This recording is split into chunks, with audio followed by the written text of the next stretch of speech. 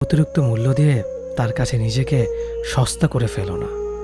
নিজের মূল্যটা ধরে রাখার জন্য হলেও কখনো কখনো কঠোর হওয়া খুব দরকার, কারণ সবাই অতিরিক্ত মূল্য পাওয়ার মর্যাদা বোঝে না।